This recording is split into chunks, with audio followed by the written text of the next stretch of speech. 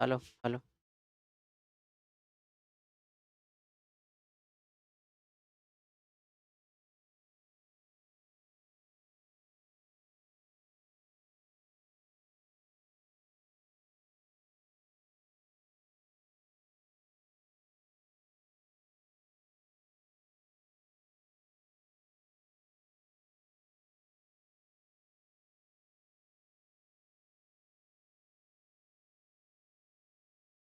सभी को good afternoon.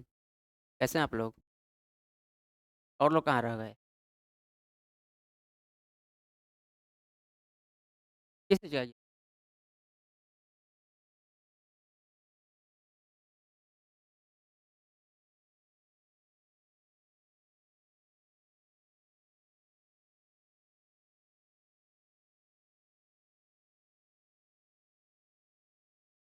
कहाँ से आएगा ये?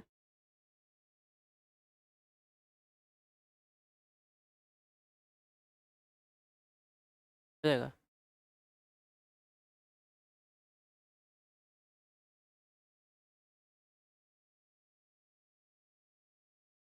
ओ,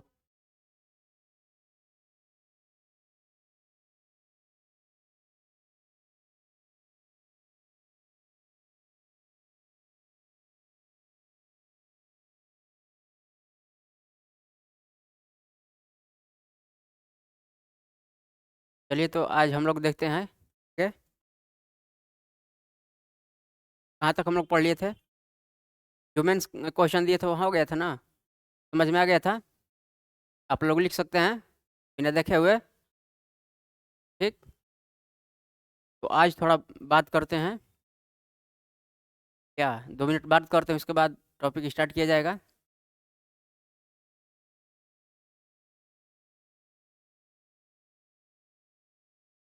आज का टॉपिक रहेगा, एक बेहतर प्रशासक बने कैसे। ठीक क्या? एक बेहतर प्रशासक बने कैसे। एक बेहतर प्रशासक, एक बेहतर प्रशासक बने। ठीक। कैसे?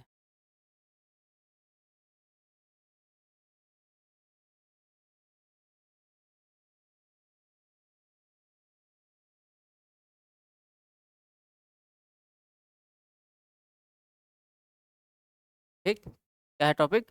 एक बेहतर प्रशासक बने कैसे। ठीक।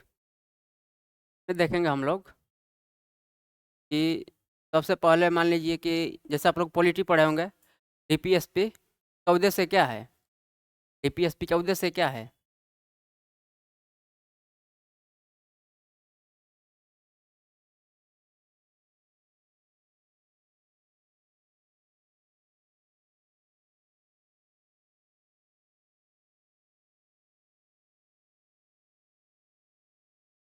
डीपीएसपी का उद्देश्य, डीपीएसपी का उद्देश्य क्या है?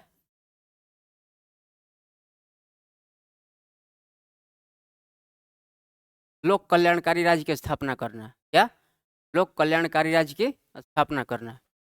इसका उद्देश्य है लोक कल्याणकारी राज्य की स्थापना करना।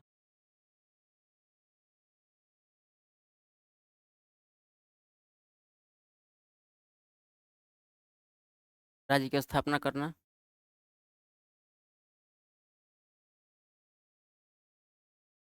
यानी कि जो सरकार है, उसकी नीतियाँ जो है, सरकार क्या करती है, क्या चाहती है, एक प्रशासक से क्या चाहती है कि उसकी जो योजनाएं हैं वो नीचे से नीचे जितना भी अंतिम पायदान पर व्यक्ति खड़ा है, उस उसके क्या उसके वहाँ तक माने उस योजनाओं को लाभ वो भी ले सके। ठीक। तो मान लीजिए कि सरकार है, तो सरकार में जब आप लोग जाइएगा, प्रशासक बनिएगा, तो क्या कीजिएगा? योजनाओं को संचालित करने के लिए आपको मौका मिलेगा। ठीक। तो मान लीजिए कि ये हो गया। अब मान लीजिए कि जो आप प्रशासक बने, तो आपका जो झुकाव है किसी वर्ग के प्रति है, एक वर्ग के प्रति, धर्म के प्रति है, किसी जाति के प्रति है, तो क्या आपको लगता है कि ऐसी स्थिति में आप बेहतर जो योजनाएं हैं उसको संचालित कर पाएंगे, क्रियान्वित कर पाएंगे? एक वर्ग के प्रति झुकाव हो, एक धर्म के प्रति झुकाव हो, तो इससे क्या होगा? झुकाव होने के कारण एक वर्ग आपसे क्या होगा? छूटता चला जाएगा, नहीं लगता है? तो मान लीजिए कि जाति के प्रति किसी खास खास जाति के प्रति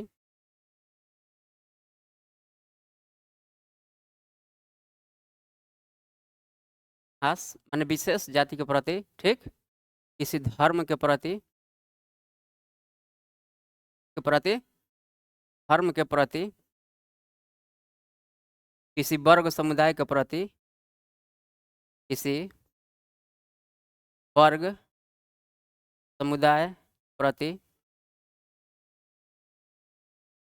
समुदाय के प्रति, ठीक? क्या रहेगा? झुकाव रहेगा।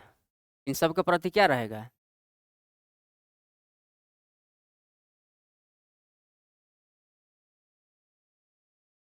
झुकाव रहेगा, ठीक? तो क्या आप एक बेहतर प्रशासक बन पाएंगे? अपने आप को साबित कर पाएंगे? Turn out to be corroborate out कर पाएंगे? अपने आप को प्रमाणित कर पाएंगे? हैं? नहीं कर पाएंगे। तो क्या होगा? तो ये सब क्या होगा? ये तो बाद की बात है। तो ये सब मान लीजिए कि एक व्यक्ति में है, जैसे कि आप लोग कमीशन की तैयारी कर रहे हैं, तो ये सब रहेगा अंदर, ठीक? तो क्या होगा? आपको नहीं लगता है कि इससे क्या होगा?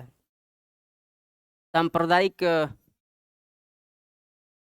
सांप्रदायिक सांप्रदायिकता की जो भावना है हम लोगों में उपजेगा, पनपेगा, नहीं लगता है? तो जब क्या होगा कि इंटरव्यू में क्या होगा? इंटरव्यू पैनल में आपके पास नॉलेज बहुत है, ठीक?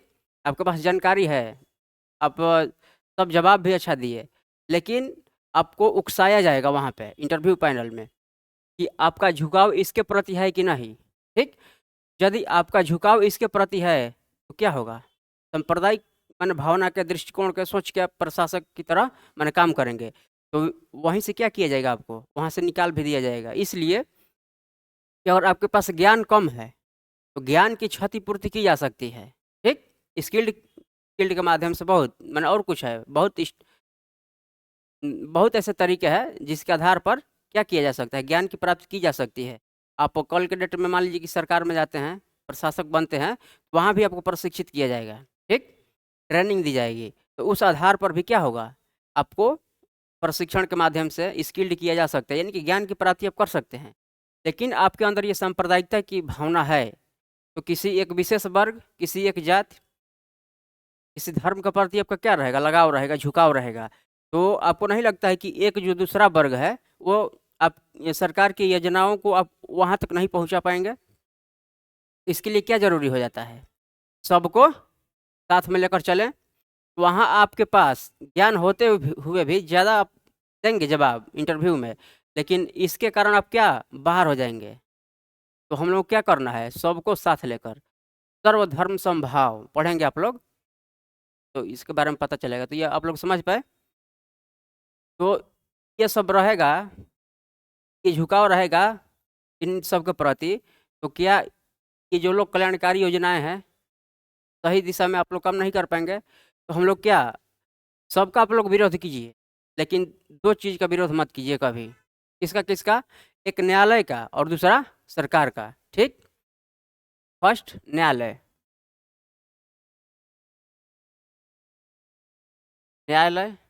दूसरा सरकार, ठीक? इसका विरोध करेंगे तो क्या होगा? न्यायालय जो है, भारत में क्या है? संविधान की सर्वोच्चता है। देश किससे चलता है? संविधान से चलता है, ठीक? तो जहाँ भी आएगा जिस केस का डिसीजन आएगा, तो वहाँ हम लोग क्या करना है? कोर्ट के डिसीजन के साथ ही हम लोग को जाना है, ठीक? इसके बाद जो सरकार है, ठीक? सरकार है, तो जब आप जाएँगे तो सरकार के लिए ही काम करेंगे। किसके लिए? सरकार के लिए। तो यहाँ भी सरकार के हाँ, हम बताएँगे कि कहाँ सरकार का विरोध करना है और कहाँ नहीं करना है, ठीक? कहीं आंसर राइटिंग करेंगे आप लोग, तो कहीं ऐसा स्थिति आएगी, ऐसी स्थिति आएगी कि क्या होगा? वहाँ पर कहीं बैलेंस बनाना पड़ेगा, कहीं आलोचना भी करना पड़ेगा। जहाँ बैलेंस बनाना पड़ेगा वहाँ बनाएँगे हम लोग, तभी नंबर मिलेगा। अगर जहाँ बैलेंस नहीं बनाना है, वहाँ आलोचना भी हम लोग करेंगे, तो तभी नंबर मिलेगा। तो कहाँ कब स्थिति हम बताएंगे वो सब आगे सीखेंगे हम लोग। ठीक, पढ़ते हैं आगे आगे आज पढ़े। चलिए, तो कहाँ तक हम लोग पढ़े थे? वुमेन्स का क्वेश्चन लिखे थे वही ना, तो आप लोग लिख लेंगे। तो आज देखेंगे कि संगठ, जैसे कि उसमें कुछ टर्म थे कि संगठित और असंगठित क्षेत्र, ठीक, औपचारिक और अनौपचारिक या अनियत कैजुअल था। तो उसके आज देखेंगे उसके बारे में क्या है सब देखेंगे। सबसे पहले क्या, संगठित क्षेत्र। संगठित क्षेत्र और असंगठित क्षेत्र और असंगठित क्षेत्र, ठीक। संगठित और असंगठित क्षेत्र को क्या कहते हैं इंग्लिश में? संगठित को क्या बोलेंगे? Organised, organised and unorganised sector, यही ना? ऑर्गेनाइज्ड, ठीक है मीनिंग। ORG,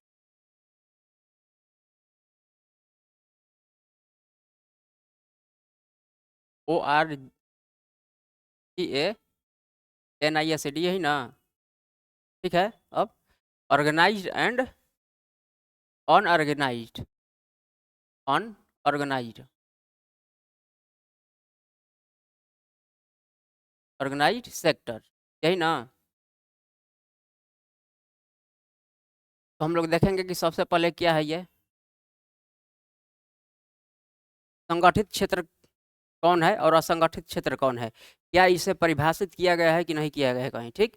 संगठित क्षेत्र में कौन आता है और असंगठित क्षेत्र में कौन आता है। तो सबसे पहले हम लोग देखेंगे क्या, असंगठित क्षेत्र को देखते हैं। किसको? असंगठित क्षेत्र को देखते हैं। असंगठित क्षेत्र को देखेंगे, ठीक। तो इसमें क्या है, वे ये असंगठित क्षेत्र वे क्षेत्र होते हैं जहां सरकार के नियम और कानून होते हैं। क्या? सरकार के नियम और कानून होते हैं लेकिन इसका पालन नहीं किया जाता है, ठीक। जैसे एग्जाम्पल में मान लीजिए कि ये बाहर जो जैसे कि जो ठेला वाला हैं, ये चाय वाले हैं, तो ये लोग नियम कानून मानते हैं? जब मर्जी तब आएंगे, खोलेंगे, काम करेंगे, उसके बाद चले जाएंगे। तो क्या इन लोगों को सामाजिक सुरक्षा दी जाती है? सामाजिक सुरक्षा में क्या था, कल बताए थे, बीमा, पेंशन, ग्रेच्युटी सब मिलता है? नहीं मिलता है। यानी कि काम के घंटे निश्चित है, ये अपना स्वरोजगार करते हैं, ठीक। तो ये सब क्या है, ये असंगठित क्षेत्र का भाग माना जाता है। किसका? असंगठित क्षेत्र का भाग माना जाता है, ठीक। समझ पा रहे हैं आप लोग? तो सबसे पहले क्या हो जाएगा कि सरकार के नियम कानून होते हैं लेकिन इसका पालन होता है? नहीं होता है। तो संगठित क्षेत्र में क्या होगा,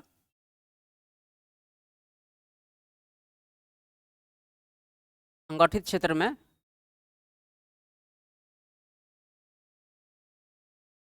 सरकार के नियम और कानून होते हैं, सरकार के नियम कानून होते हैं लेकिन इसका पालन होता है? बोलिए।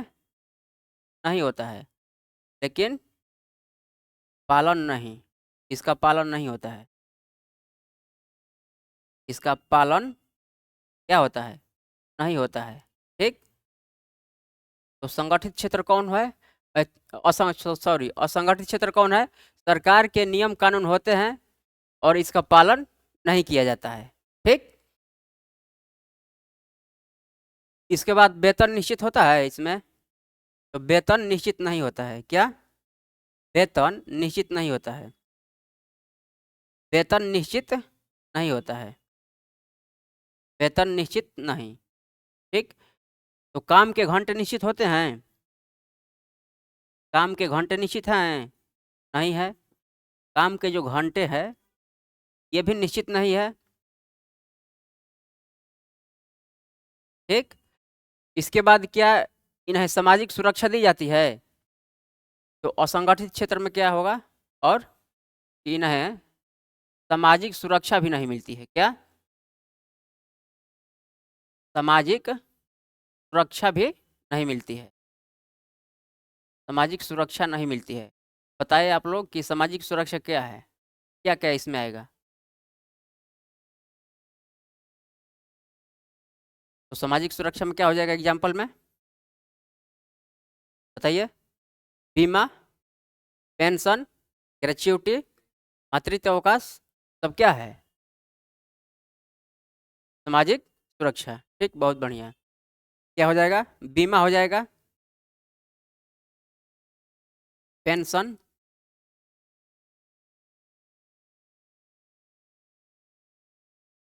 ग्रेच्युटी, मातृत्व अवकाश, अवकाश,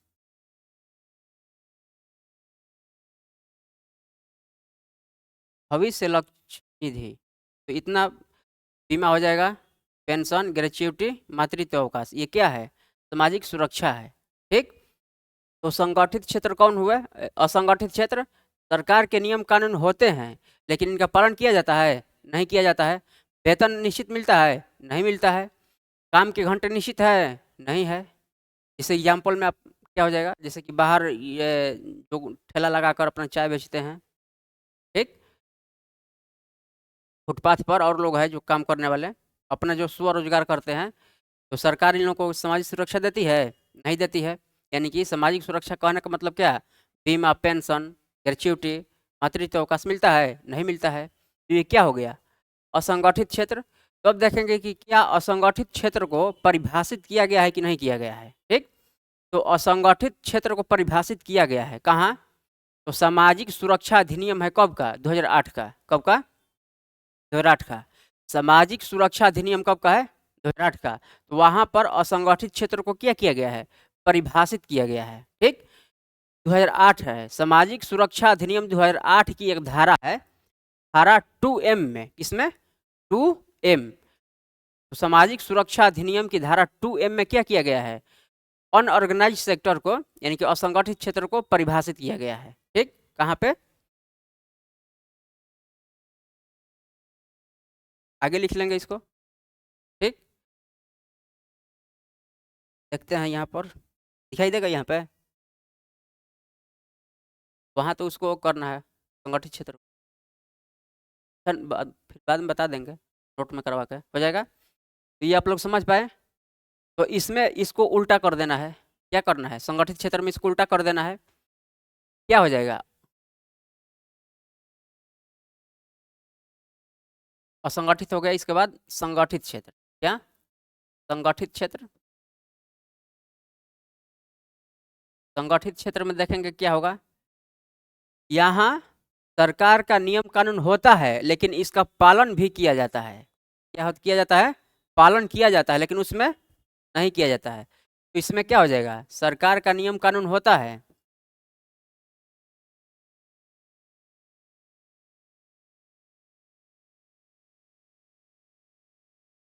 यहाँ पर क्या होता है? सरकार का नियम कानून होता है, सरकार का नियम कानून होता है, नियम कानून होता है तथा इसका पालन भी क्या किया जाता है, तथा पालन भी किया जाता है। क्या किया जाता है? पालन भी किया जाता है। ठीक। ये क्या है? संगठित क्षेत्र है। इसके बाद यहाँ वेतन निश्चित होगा, होगा। काम के घंटे निश्चित होंगे, होगा। सामाजिक सुरक्षा दी जाएगी, दी जाएगी। क्या होगा?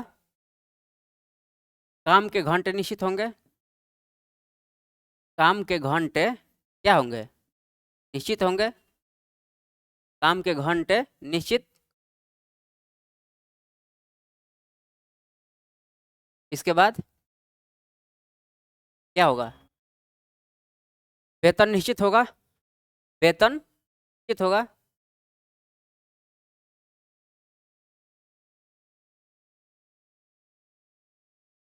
इसके बाद क्या होगा? सामाजिक सुरक्षा दी जाएगी, सामाजिक सुरक्षा दी जाएगी। सामाजिक सुरक्षा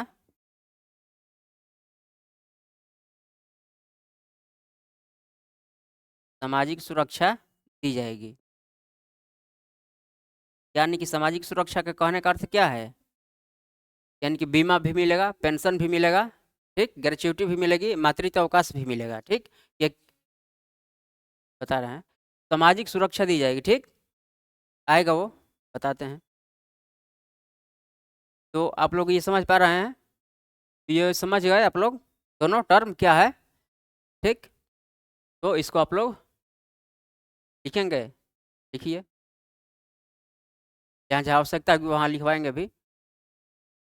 संगठित क्षेत्र और असंगठित क्षेत्र को देख लेना है कि पहले क्या किए हैं, असंगठित क्षेत्र को परिभाषित किए हैं, उसके बाद संगठित को। या इस तरह आप लोग भी डाल सकते हैं, पहले असंगठित क्षेत्र उसके बाद संगठित क्षेत्र, तो आ जाएगा इसमें, ठीक, बदलना नहीं पड़ेगा।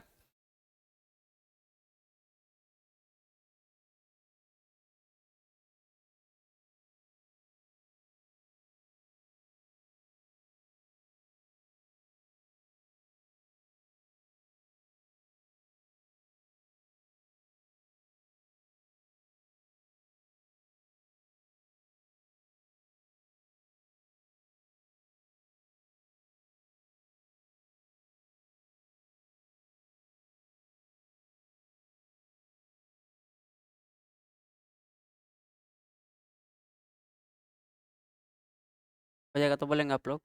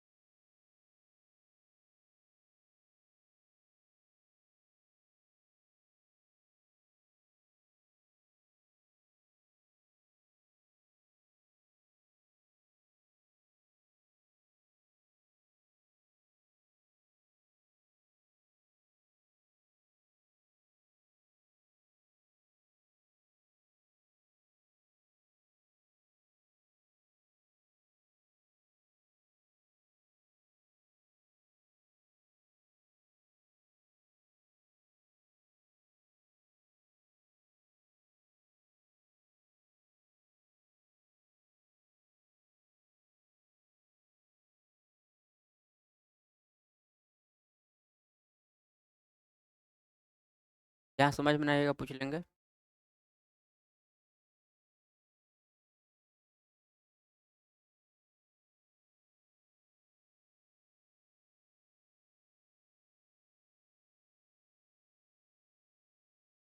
यहाँ काम के घंटे निश्चित नहीं होंगे, नहीं कर लेना है।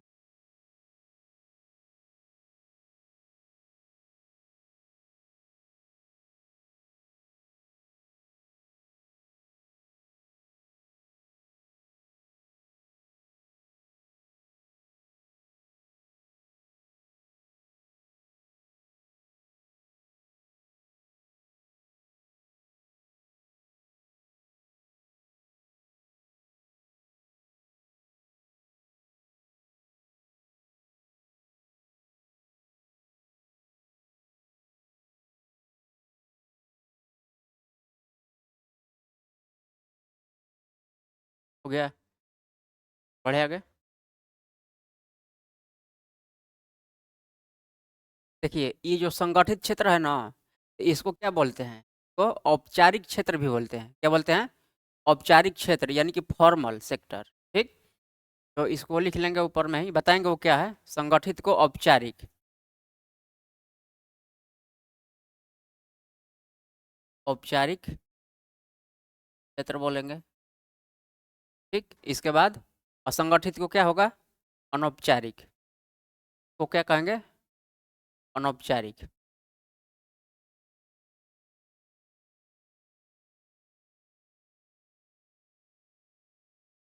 अनौपचारिक और उसको औपचारिक क्षेत्र नहीं भी लिखेंगे तो हो जाएगा।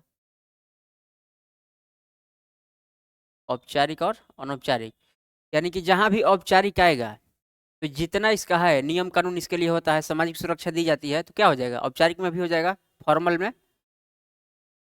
तो वहीं पर जो हेडिंग आप लोग दिए हैं लिख लीजिएगा। फॉर्मल बोलते हैं इसको, क्या बोलते हैं, फॉर्मल। इसको क्या हो जाएगा, नॉन फॉर्मल, इनफॉर्मल। ठीक, क्या, इनफॉर्मल। बहुत बढ़िया।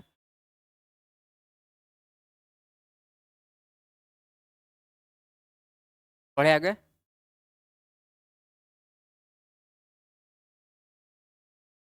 देखिए अब क्या है कि जो असंगठित श्रमिक है,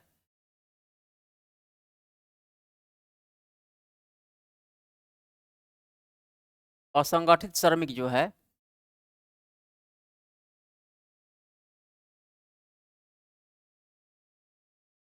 क्या असंगठित श्रमिक को परिभाषित किया गया है, कहाँ किया गया है, तो एक सामाजिक सुरक्षा अधिनियम है, कब का, 2008 का।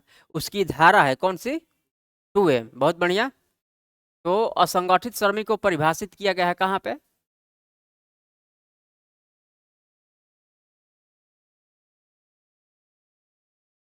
सामाजिक सुरक्षा अधिनियम, सामाजिक सुरक्षा अधिनियम, सामाजिक सुरक्षा अधिनियम 2008 की धारा कौन सी, 2M। बहुत बढ़िया, 2M। ठीक, इसमें क्या किया गया है, सामाजिक सुरक्षा अधिनियम की धारा 2008 की धारा 2M में क्या किया गया है, परिभाषित किया गया है किसको, असंगठित श्रमिक को, किसको, असंगठित श्रमिक को। तो अब देखेंगे कि भारत में असंगठित श्रमिक कितने परसेंट है, कितना है, तो कितना है ना, नहीं वो दूसरा है, लगभग 85% है, कितना, 85%।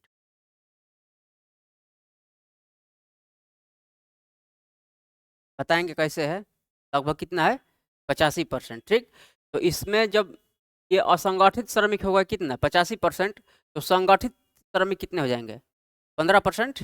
ठीक,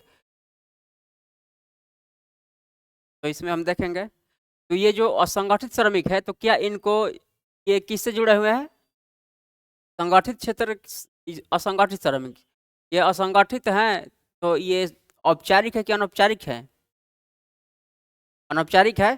ठीक, इनफॉर्मल है। तो क्या इन्हें सामाजिक सुरक्षा दी जाएगी, नहीं दी जाएगी। ये कहाँ काम करेंगे, दिहाड़ी पर काम करेंगे। ठीक, जो उसमें हम लोग पढ़े हैं, तो ये हो गया।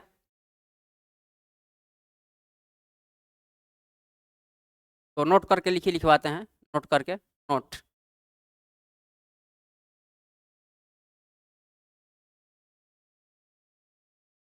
भारत में असंगठित श्रमिक को,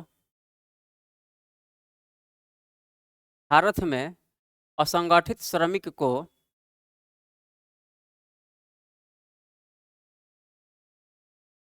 सामाजिक सुरक्षा अधिनियम 2008, सामाजिक सुरक्षा अधिनियम 2008,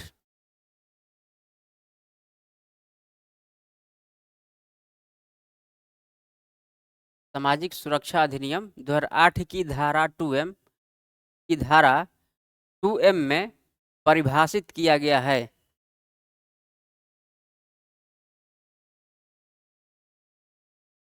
2M में परिभाषित किया गया है, हो गया, कि धारा 2M में परिभाषित किया गया है।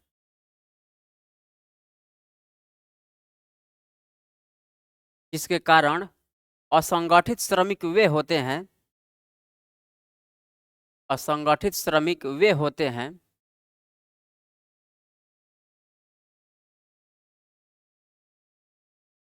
असंगठित श्रमिक वे होते हैं जो स्वनियोजित, यहाँ लिख दे रहे हैं, स्वनियोजित कार्य करे, स्वनियोजित यानी कि अपना कार्य करे, यही ना। इसके बाद क्या, दिहाड़ी पे काम करे, दूसरों के यहाँ कहाँ, दिहाड़ी पर, दिहाड़ी पर कार्य करे, ठीक। जो अपना रोजगार करे, स्वनियोजित कार्य, उसके बाद दिहाड़ी पर काम करे।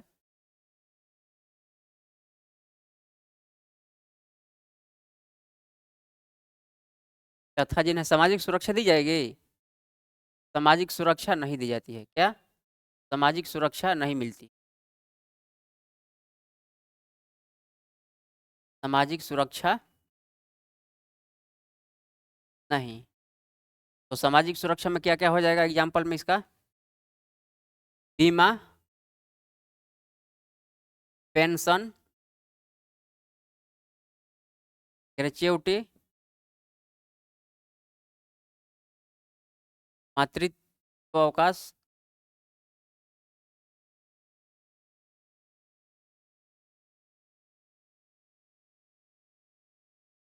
आदि हो जाएगा, ईटीसी, ठीक।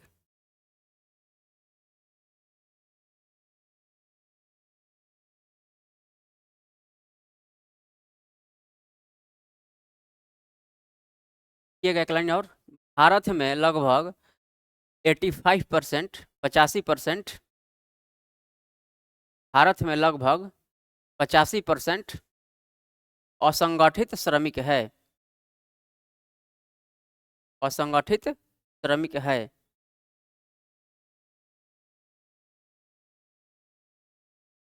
असंगठित श्रमिक है।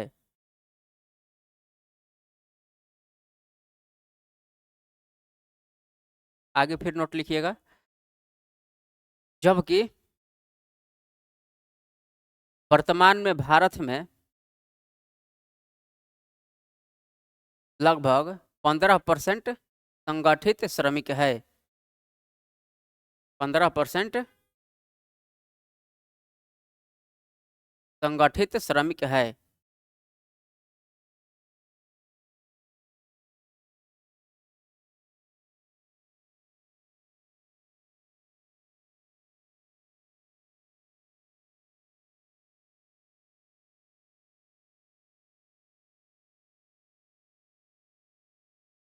नोट करके लिखिएगा, नोट करके, और नोट करके, भारत में असंगठित श्रमिक तो होगा कितना, 85%। तो लिखिएगा कि भारत में असंगठित श्रमिक 85% है, 85% है। भारत में असंगठित श्रमिक 85% है।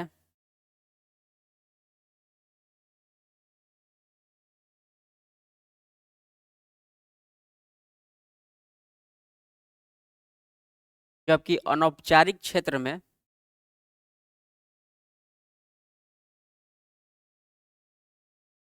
जबकि अनौपचारिक क्षेत्र में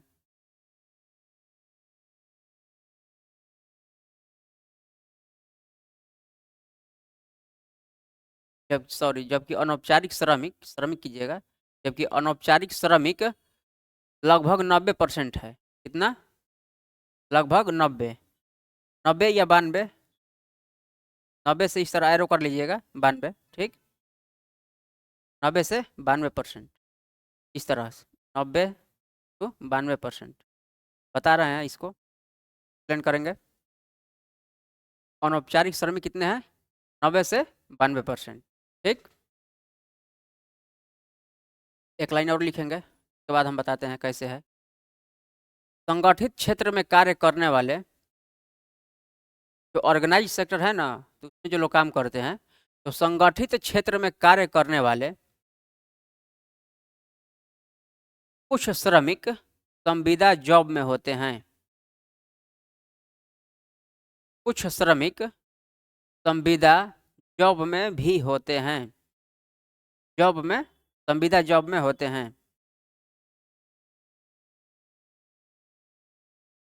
संगठित क्षेत्र में काम करने वाले श्रमिक, कुछ श्रमिक संविदा जॉब में होते हैं। हाँ, संविदा इस तरह लिख लीजिए,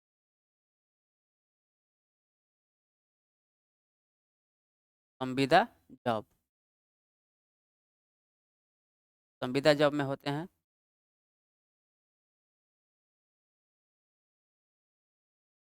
जो अनौपचारिक में शामिल होते हैं। इसमें अनौपचारिक, जो अनौपचारिक में शामिल होते हैं, जो अनौपचारिक में शामिल होते हैं। इसलिए भारत का, ये पूछेगा, ये क्वेश्चन में आया है, इसलिए भारत का अनौपचारिक क्षेत्र, इसलिए भारत का अनौपचारिक क्षेत्र अधिक व्यापक है, अधिक व्यापक है। हो गया, ठीक। देखिए कैसे है, आगे बढ़े। हो गया ना, छूटा नहीं ना है, छूटा है। देखिए अब इसको क्या करेंगे, बताएंगे कि माने, यानी कि अनौपचारिक क्षेत्र कैसे बृहद है, ठीक। तो एक फार्मूला आप लोगों को याद करना पड़ेगा, क्या क्या, 65-35, इसका 65-35-15-85 क्या है, ठीक। तो सबसे पहले देखेंगे कि 65 के बाद कितना बचेगा, 35 बचेगा, यही ना। 65-35 जोड़ेंगे तो कितना होगा, 100 होगा। तो 65% हम लोग पढ़े पढ़े थे कि प्रत्यक्ष और अप्रत्यक्ष रूप से कृषि क्या करती है, रोजगार देती है, याद है। डायरेक्ट रूप से कितना, 45%, और अप्रत्यक्ष रूप से भी मिला दिया जाए, दोनों को मिला दिया जाए तो 65%। तो ये क्या है, ये जो कृषि है, कृषि से रोजगार मिलता है कितना, 65% लोगों को। तो अब ये क्या बचेगा, कृषि को छोड़ देंगे तो गैर कृषि बचेगा, गैर कृषि, गैर कृषि, ठीक। तो इसमें देखेंगे तो कृषि किस क्षेत्र का भाग है, संगठित क्षेत्र का कि असंगठित क्षेत्र का। बहुत बढ़िया, असंगठित क्षेत्र का। तो ये किस क्षेत्र का भाग हो गया, असंगठित क्षेत्र का, ठीक। असंगठित क्षेत्र, इसको इंग्लिश में क्या कहेंगे, असंगठित क्षेत्र को अनऑर्गेनाइज्ड सेक्टर, ठीक। यानी कि 65% किसका भाग है, असंगठित, असंगठित क्षेत्र का है, ठीक। इसके बाद ये जो है 35% किसका हो गया है, तो इसमें भी क्या है, इसमें दो है, 15%, इसमें 85%। 35 का 15% और 35 का कितना, 85%, ठीक। तो ये 15% है, ये क्या है, ये औपचारिक है, क्या है, औपचारिक। औपचारिक को भी संगठित कहते हैं, औपचारिक, ठीक। और अनौपचारिक को क्या कहते हैं, इनफॉर्मल, असंगठित। तो ये औपचारिक, ये क्या हो जाएगा, अनौपचारिक हो जाएगा ना, अनौपचारिक, ठीक। कृषि में हो गया कितना, 65%, गैर कृषि में कितना, 35%, ठीक। और 35 का कितना, 15% कौन सा क्षेत्र है, औपचारिक क्षेत्र है। और 35 का 85% कौन सा क्षेत्र है, अनौपचारिक क्षेत्र है, ठीक। अब देखेंगे कि हम लोगों का इससे मतलब है, नहीं है, क्यों नहीं है, क्योंकि हम लोग को क्या खोजना है, असंगठित क्षेत्र, क्योंकि असंगठित क्षेत्र को ही क्या कहते हैं, अनौपचारिक क्षेत्र, क्या कहते हैं, अनौपचारिक क्षेत्र, ठीक। अनौपचारिक क्षेत्र कहते हैं। तो ये 35 का 85% आप लोग निकालेंगे तो क्या कितना आएगा, लगभग 35 का 85% निकालेंगे, ठीक। तो ये 35 का 85% और प्लस 65% जब आप लोग ऐड कीजिएगा तो कितना होगा, यानी कि पहले से कितना है, समझेंगे पहले तब बताइएगा, ठीक। 65 हो गया कि कितना, कृषि में, ठीक। तो ये असंगठित क्षेत्र है। और जो 35% का 85% है, क्या है, अनौपचारिक है। तो अनौपचारिक किस क्षेत्र का भाग है? असंगठित क्षेत्र का। तो 65 हो गया प्लस कितना 35 का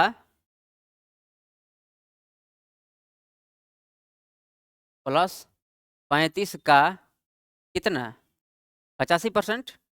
ठीक, जब आप इसको सॉल्व कीजिएगा तो कितना हो जाएगा 65 प्लस 35 का माने गुणा 85%, यानी कि 85/100। ठीक, तो कितना हो जाएगा 90 से 92%। कितना 90 से 92% क्या हो जाएगा, इसका आंसर हो जाएगा। तो ये कौन सा क्षेत्र है? अनौपचारिक क्षेत्र। कौन सा क्षेत्र है? अनौपचारिक क्षेत्र।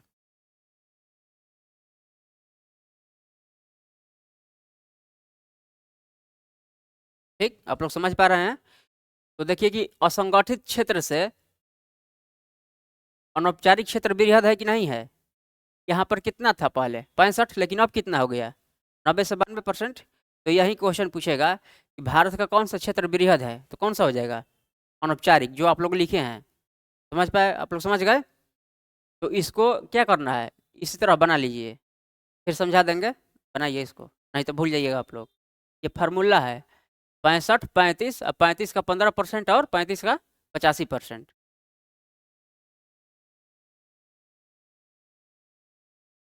बस थोड़ा सा और है, उसके बाद छोड़ेंगे। तो आप लोग भी खाना खाकर नहीं आए हैं तो कितने बजे से क्लास रहती है? 10:30 से। अभी तो घंटा हो गया होगा, 2 2.5 घंटे। कितना बज गया है? 1:30। ठीक है, तो इसको उतारिए आप लोग।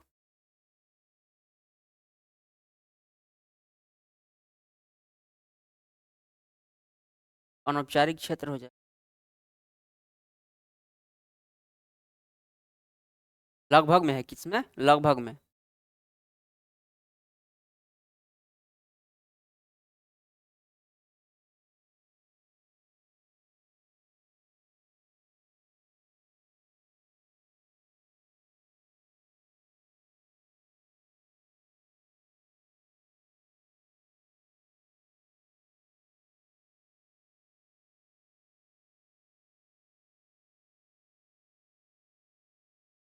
जिस तरह एरो है उस तरह बना लीजिएगा ताकि आप लोग समझ पाए।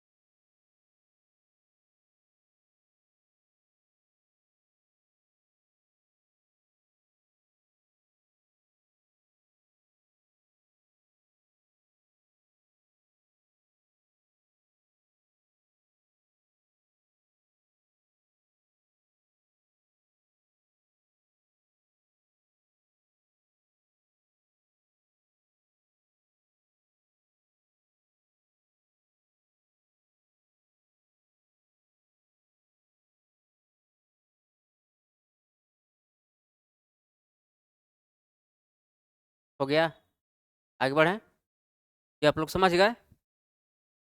कृषि में कितना है 65%। यानी कि प्रत्यक्ष रूप से कितने लोगों को रोजगार देती है 45%, और अप्रत्यक्ष रूप से दोनों मिला दिया जाए तो 65%। बचा कितना 35%, तो गैर कृषि हो जाएगा। तो 35 का 15% क्या है अनौपचारिक क्षेत्र है। अब 35 का 85% कौन सा क्षेत्र है अनौपचारिक है।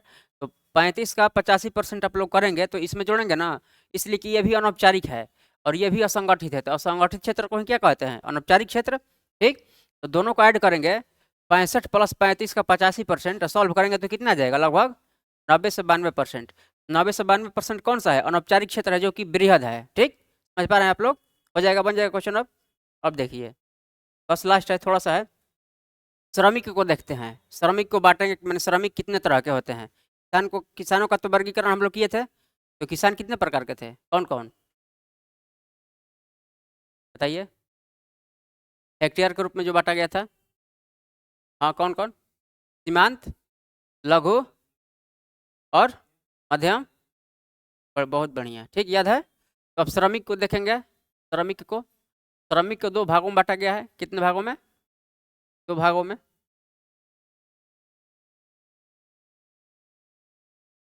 श्रमिक को 2 भागों में बांटा गया है। एक स्वनियोजित, यानी कि जो अपना काम करे, खुद काम करे, स्वनियोजित श्रमिक। और दूसरा एक हो गया क्या?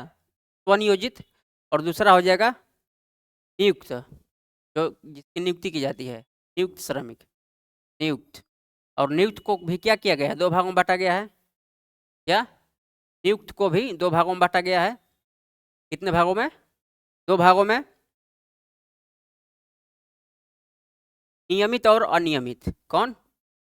नियमित और अनियमित। नियमित और अनियमित। श्रमिक को कितने भागों में बांटा गया है? 2 भागों में। कौन कौन? स्वनियोजित, स्वनियोजित, ठीक, स्वनियोजित। इसके बाद दूसरा कौन सा है? नियुक्त। तो नियुक्त को भी कितने भागों में? 2 भागों में। कौन कौन? नियमित और अनियमित, ठीक। तो बताइए आप लोग कि ये जो स्व नियोजित है, तो क्या इन्हें सामाजिक सुरक्षा मिलेगी? ये खुद अपना काम करेंगे, काम के घंटे निश्चित है नहीं है? जैसे चाय वाला एग्जाम्पल में, जैसे एग्जाम्पल में लिख लीजिए, चाय वाला, ठेला वाला, यानी जो फुटपाथ पर लोग काम करते हैं, तो आप लोग समझ जाएंगे। तो क्या हो जाएगा? ये किस क्षेत्र का भाग है? असंगठित क्षेत्र का। किसका? असंगठित। तो असंगठित हो जाएगा तो आप लोग समझ पाएंगे कि सामाजिक सुरक्षा नहीं मिलेगी, निश्चित वेतन नहीं, काम के घंटे निर्धारित नहीं, तो ये सब हो जाएगा। उससे लिंक कर लेना है। इसके बाद आइए नियमित में। तो नियमित में आइएगा तो क्या हो जाएगा? सामाजिक सुरक्षा मिलेगी इन लोगों को। सामाजिक सुरक्षा मिलेगी, यस मिलेगी, सामाजिक सुरक्षा मिलेगी। तो सामाजिक सुरक्षा तो वहीं सब वेतन निश्चित होगा, सब वेतन निश्चित होगा, काम के घंटे निश्चित होंगे, तब हो जाएगा। तो ये किस क्षेत्र का भाग है? अनौपचारिक कि औपचारिक? औपचारिक क्षेत्र का। किस क्षेत्र का भाग है? औपचारिक क्षेत्र का। बहुत बढ़िया, औपचारिक क्षेत्र का भाग है, औपचारिक क्षेत्र। इसके बाद जो अनियमित है, तो इसमें जो काम करते हैं, तो इन लोगों को क्या कहा जाता है? श्रमिक को white collar worker. White collar worker क्या कहा जाता है?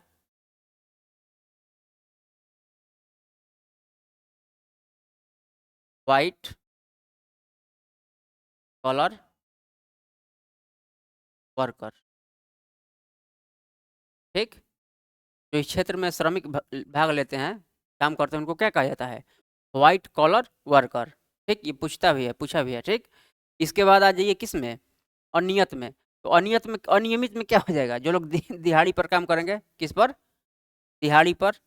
सब वही है, काम के घंटे निश्चित नहीं, वेतन निश्चित नहीं, सामाजिक सुरक्षा नहीं, सब मिलेगा नहीं मिलेगा। तो इसमें क्या हो जाएगा?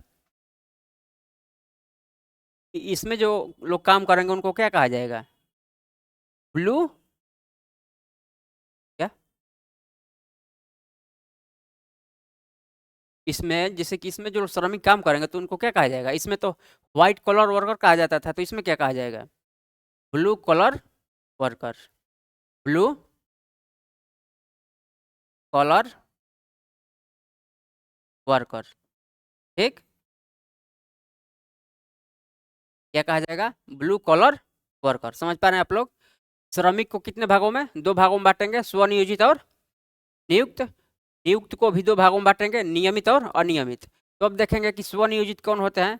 जो स्वयं अपना काम करते हैं।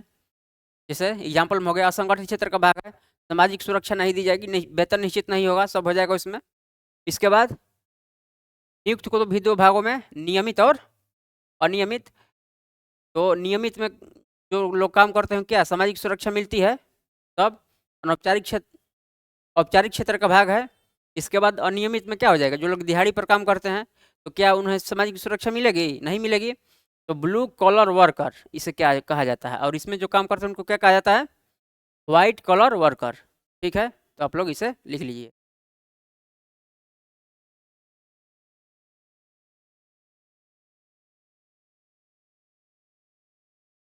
फिर देखेंगे इसके बाद कल आगे। Thank you.